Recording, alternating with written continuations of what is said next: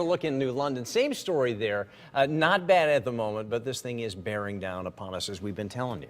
News 8's Tina Detel is live tonight in New London with a look at conditions there. Tina? Yes, since we've been out here, the snow really has gotten a little heavier, a little steadier. I did pick some up a little bit a couple of minutes before, and it is kind of a light, fluffy snow, which is good news for snow removal. If you take a look here, you can see the street here that it actually, is getting snow covered. There is a lot of accumulation now, but you can also see that there's a clear spot, and that's because the plows have already been out trying to clear these streets and stay ahead of the storm. But so much snow, that is certainly going to be a very tough task. Plows are in place around the city, and drivers are hoping to keep ahead of the storm, which could drop up to 2 to 4 inches an hour. And now it's just really starting to hit, so I was just kind of taken aback by it all. Michelle Clear is on her way to work, where she may get snowbound.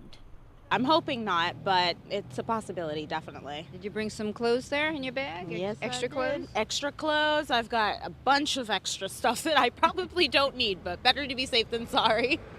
The city agrees, setting up an emergency shelter at the Martin Center, which is next to the courthouse on Broad Street. New London has also set aside the Water Street garage for anyone who needs a place to move their car. The garage is free during the storm. The parking ban went into effect at noon. Getting those cars off the street will really help. There's not going to be a lot of place to push this snow. Cars are going to get buried. It's inevitable. So the better that people can prepare for that and get their cars off the streets, the easier it's going to be for us to get the roads cleaned up. So where will the city put all that snow? The state lifted the snow dumping restrictions, so if the city runs out of land options as a last resort, it can dump snow into the harbor, which it will also be keeping a close eye on overnight, as high tide and high winds could cause coastal flooding around 3 a.m. We have received reports of potential storm surge, but at this point we would deem that as manageable or normal for any major storm, snow, rain, etc.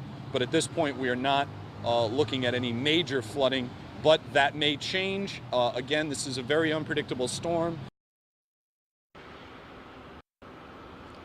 And we did just hear from the mayor's office regarding the seat bus service. Now, that is the public transportation here in southeastern Connecticut. And we're told that those buses will make their last run at 6 o'clock tonight.